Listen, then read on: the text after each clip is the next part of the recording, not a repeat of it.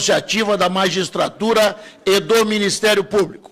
O senhor tem 20 minutos. Eu gostaria que o senhor usasse o microfone sem fio, tá? Para que eu possa...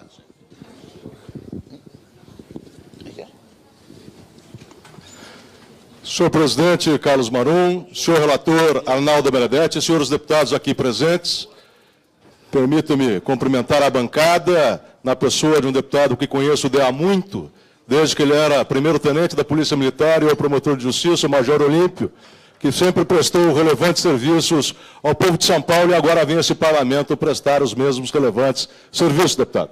Presidente, é uma grande honra vir aqui falar. Senhor relator, agora presente. Vou deixar o relator sentar. Muito obrigado, senhor relator. Senhor presidente, antes de começar propriamente a minha exposição, eu gostaria só de fazer a leitura de um artigo da Constituição da República Federativa do Brasil. Constituição da República Federativa do Brasil, que era aquele documento chamado carinhosamente por Ulisses Guimarães como o livrinho. E todos nós temos o dever de fazer cumprir esse livrinho.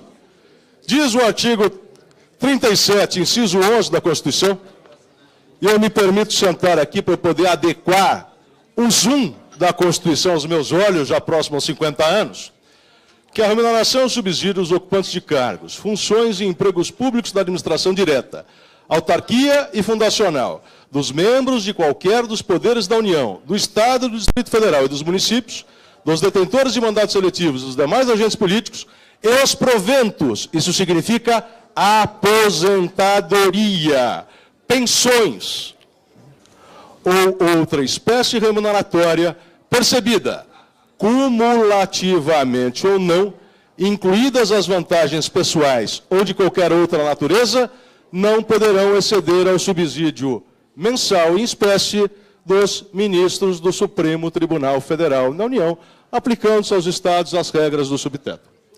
O que significa dizer isso?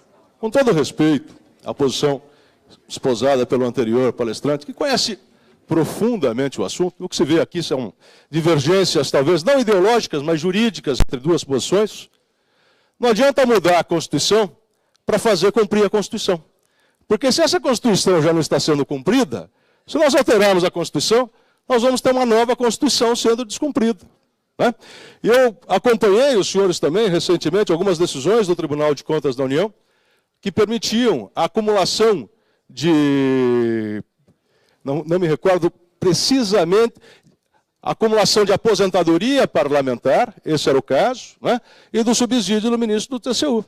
Acima, a acumulação é possível? Sim, ela é possível, ela está na Constituição, mas não acima do teto constitucional. Essas situações devem ser objeto de controle. De quem? Do Ministério Público, do próprio Tribunal de Contas da União, do Poder Legislativo, dos demais órgãos incumbidos constitucionalmente para isso. Mas retomado aqui, senhor presidente, eu peço desculpas porque o meu pendrive deu um problema e eu perdi a formatação e PowerPoint. Eu gostaria de trazer aqui alguns números que não são meus. Esses números são do governo. Se nós pegarmos o relatório de execução, o relatório resumido de execução orçamentária desses exercícios, 99, 2004 e 2015, nós vamos ver que o déficit do regime próprio de previdência social começa lá em 1,08% do PIB, vem em 2004 para 1,04% do PIB e chega em 2015 em 0,65% do PIB. Esses dados não são meus, não são do Sindafisco, não são da Anfip, são dados do relatório resumido de execução orçamentária da União. Faço apenas uma ressalva aqui, em 99 eu preciso fazer um tratamento porque não chega à íntegra da execução do exercício.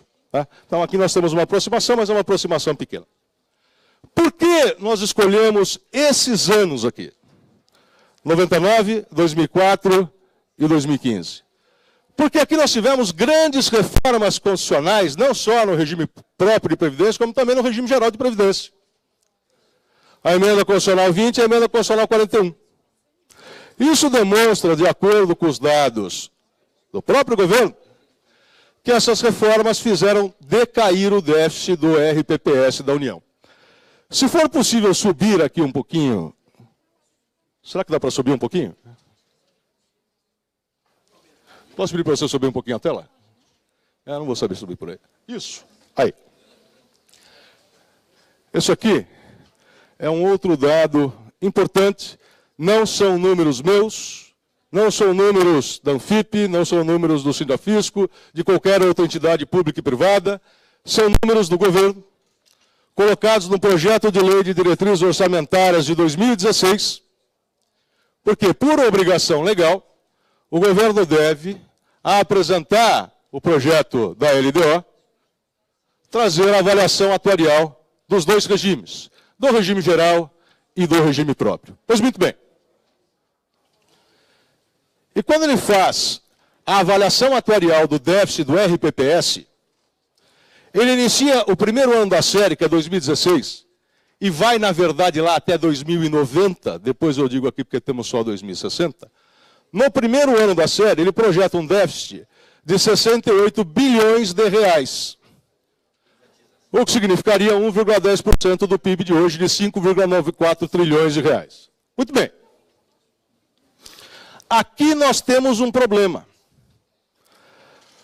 Porque 68 bilhões de reais, desculpe, pressupõe, na verdade, que todos os funcionários públicos da União que já tivessem esse direito se aposentassem no início do exercício de 2016. Isso não está errado sob a forma de um cálculo atuarial. Porque significa dizer o seguinte, olha, esse passivo hoje poderia ser de quanto? Poderia ser de X, de 68 bilhões de reais. Poderia ser de 68 bilhões de reais, mas não é de 68 bilhões de reais. Por quê? Se nós pegarmos o relatório de execução orçamentária de dezembro de 2015, nós vamos ver que o déficit, segundo o governo, do RPPS da União, foi de... Desculpe, 2016, desceu um pouquinho. Foi de 39 bilhões, 962 milhões, 877 milhões de reais. Significa isso dizer que nós começamos aqui com uma sobreestimativa de 72% no número inicial, e esse número inicial vai dar aso à capitalização para os anos seguintes. Mas, mesmo que nós assumíssemos esse número de 68 bilhões de reais, quando nós imaginamos o amanhã, nós temos que trazer uma perspectiva do hoje para isso ser palatável, para podermos ter um paradigma de comparação. Pois muito bem. O governo, ele não projeta o PIB quando ele faz a análise atuarial do RPPS, mas ele projeta o PIB quando ele faz a análise atuarial do RGPS. Isso eu estou falando do projeto de lei de diretrizes orçamentárias de 2016. Então, o que nós fizemos? Pegamos os dados que estão lá, do anexo 4.7 do PLDO de 2016, que é a avaliação atuarial, e pegamos os dados do anexo 4.3, que é a avaliação atuarial do RGPS, no que toca a projeção de PIB pelo governo federal. Cruzadas as duas tabelas, essa é uma operação aritmética, não é uma operação matemática complexa, nós vemos que o déficit começa em 1,10% em 2016, para chegar em 2060 a 0,43% do PIB. Se esses dados estiverem errados, não são meus, são dados do governo, colocados no projeto de lei de diretrizes orçamentárias de 2016. O que significa isso, presidente? Nós estamos nos momentos mais importantes da história desse país, onde nós vamos formatar a nossa realidade do amanhã. E essa formatação passa hoje. Eu faço a minha meia-culpa, eu sou um desses torcedores. Nós vivemos na discussão da Previdência uma polarização ideológica. Parte a favor, parte contra. Mas nós devemos partir de dados concretos, de números. E eu trago esses dados, que são números e não jurídicos, por quê? Porque a própria exposição de motivos da PEC 287 é subscrita por um ministro da área econômica e não pelo presidente da República. O que nos demonstra, na verdade, que a PEC tem preocupações econômicas. Isso é razoável. Não estou dizendo que está errado o governo de mandar essa PEC com previsão de diminuição de gastos com a Previdência. Isso é uma constatação, não é uma valoração. Mas eu gostaria de discorrer sobre 3 pontos específicos dessa PEC, e para isso foi importante essa valoração econômica. O primeiro ponto que muito preocupa o serviço público são as regras de transição. Conceitualmente, como poderíamos declinar uma regra de transição? São adaptações a todos os integrantes de um mesmo regime, mantendo-se a sua essência e a sua configuração. De maneira que uma regra de transição, ela poderia trazer algumas adequações ao regime, mas ela não poderia dar tratamento diferentes a pessoas que estão na mesma situação de direito e de fato. Explicando isso, o que propõe a PEC é um corte etário. Acima de 50 anos, homem, acima de 45 anos, mulher, o segurado do RPPS está protegido pelas normas de transição. E mantém-se fiel ao regime ao qual vinculado dentro do RPPS. Isso é importante fazer uma distinção. Qual? Quem ingressou até 2003, até a emenda constitucional 41, tem os regimes da integralidade e da paridade. Quem ingressou entre 2003 até a efetiva implementação do regime complementar de previdência está sujeito a um regime, de média, 80% das maiores contribuições. E quem entrou depois disso, aí sim, está no regime complementar de previdência, onde contribui pelo teto do RGPS para o RPPS, e se quiser complementar, facultativamente adere a um plano de previdência pública. Qual a importância desse registro? O nosso regime hoje é um regime solidário, o que significa que eu hoje custeio a aposentadoria de quem já obteve o seu merecido descanso. Mas o país fez uma opção em fazer uma transição entre os regimes de previdência pública. Quem ingressa hoje no sistema, ele não contribui mais com 11% do seu subsídio. Ele contribui pelo teto do regime geral de previdência. O que significa isso? Quem ingressa hoje no sistema contribui sobre R$ 608,44 no máximo. Não contribui sobre 11% do seu subsídio. Claro que eu vou extrapolar para uma situação limite, mas para ficar fácil a comparação numérica. Tomado o teto do regime geral, do regime público, de R$ 33.763, a contribuição é de R$ 3.713,93. O que significa isso, senhores? Significa que quem ingressa no regime de previdência pública da União desde 2013 contribui a menor que os funcionários que estão lá naquele regime. Isso vai diminuir o valor que ingressa no regime para custear as respectivas aposentadorias. Fazendo uma comparação, seria mais ou menos o seguinte, senhor presidente. Eu tenho uma empresa e eu preciso otimizar essa minha empresa. Então eu quero diminuir custos. Lá na frente eu vou diminuir os custos, mas para isso eu preciso fazer um investimento hoje. E foi exatamente isso que o Estado brasileiro fez por uma opção política. Reformatou o sistema de previdência pública. Quem ingressa hoje está sujeito ao teto do regime geral de previdência. Mas com isso, diminuiu a arrecadação para aquele sistema que é solidário. De maneira que nós vamos ter uma curva em tese. O déficit vai subir, subir, subir, até que, né, o valor do pagamento vai ser o valor do RGPS, esse déficit vai decair. Essa foi uma opção. Mas essa opção trouxe um risco a todos aqueles que hoje estão dentro do RPPS. Se senhores me permitem, gostaria de fazer duas figuras de linguagem. Duas comparações, melhor dizendo. Dois homens, um nasceu em 1967 e outro nasceu em 1968. Aquele que nasceu em 1967 começou a trabalhar em 1986 no serviço público, prestou concurso para escrevente do Fórum, com 18 anos de idade. Hoje, 1967 e 2017, 50 anos, ele está dentro da regra de transição. Vamos pegar mais duas situações. Outro nasceu em 1967 e começou a trabalhar em 2003, aos 36 anos de idade. Isso acontece. Prestou um concurso e ingressou no serviço público antes da aprovação da emenda constitucional 41. Portanto, ele tem hoje 14 anos de contribuição. Mas como ele tem 50 anos de idade, ele está dentro da regra de transição. Em contrapartida, aquele que nasceu em 1968, de mesma forma, começou a trabalhar aos 18 anos de idade. Ingressou no serviço público.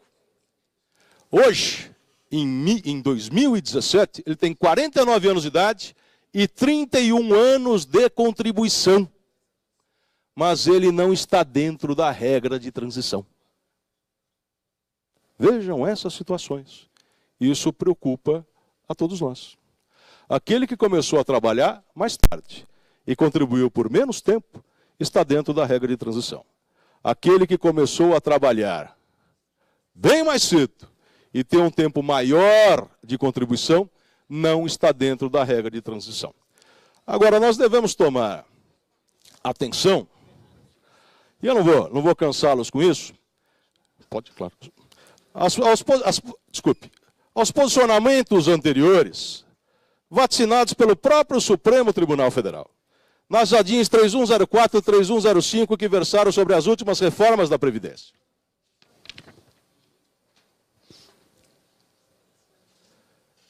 Elas formatam exatamente qual é o conteúdo jurídico de regra de transição. A regra de transição é uma proteção. E é uma proteção em favor da segurança jurídica. E essa segurança jurídica, ela tem assento constitucional como uma garantia. O próprio ministro Gilmar Mendes, apesar de voto vencedor com o governo na DIN 3105, ele ressalta o seguinte, que o Supremo Tribunal Federal, mais hora menos hora, vai ter que se deparar sobre essa dicotomia direito adquirido, perspectiva de direito, e se essa é uma perspectiva hoje válida no ordenamento jurídico brasileiro. E ele chega à seguinte conclusão, não é. Porque aqueles direitos em fieira, que vêm de longo nascedouro, eles têm proteção constitucional e não podem ser alterados sem que houvesse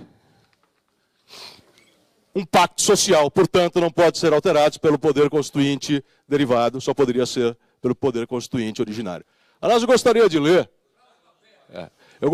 cláusula pétrea, eu gostaria de ler o final desse acordo. Portanto, gostaria de pontuar esses aspectos, porque espero que amanhã já não venha uma nova emenda fazendo uma nova alteração em se tratando de cláusula de transição, ou que se anime até mudar outros critérios, consolidando aquilo que chamei aqui de uma corrida de obstáculos com obstáculos em movimento. Ministro Gilmar Mendes. Se eu falei Nelson Jobim antes, eu falei errado. Ministro Gilmar Mendes. A previdência significa ser previdente, significa uma perspectiva de vida lá de trás formada numa expectativa pessoal de cada qual. Eu vou dar um exemplo e mais 2 minutos concluo, presidente. Eu ingressei no Ministério Público há 22 anos. Tenho 26 anos de contribuição. E me aposentaria daqui a 13 anos, 47 anos de idade. Aprovada a reforma como proposta, eu iria para 65 anos para obter parte de minha aposentadoria. 100% de minha aposentadoria eu obteria aos 71 anos. Mas não integral e não paritária. Todos nós que ingressamos no serviço público Fizemos um pacto social com o Estado brasileiro. Nenhum de nós vai ficar rico. Embora falem de supersalários, essa é uma outra discussão que nós podemos perfeitamente esclarecer aqui. Mas todos tinham uma certeza de que a aposentadoria se daria com os mesmos vencimentos de quando da ativa. Isso por não se dizer da reformatação da pensão, né? Onde, se for aprovada a PEC como está, nós podemos ver, né, uma queda muito grande do padrão de vida familiar, mas com uma ressalva. Isso não foi de graça. Nós pagamos a aposentadoria. Hoje, eu pago 6. Deputado, eu gostaria de esclarecer a Vossa Excelência que o teto do RPPS é 6, que o teto do RPPS hoje, de R$ 33.763, é 6,10 vezes maior que o teto do RGPS, que é de R$ 5.531. Mas o teto da contribuição do RPPS, de R$ 3.713, são as mesmas 6,10 vezes maior do que o teto da contribuição da RGPS, de R$ 608. Portanto, a absoluta e linear proporção entre a aposentadoria pública, a aposentadoria privada, a contribuição pública e a contribuição privada.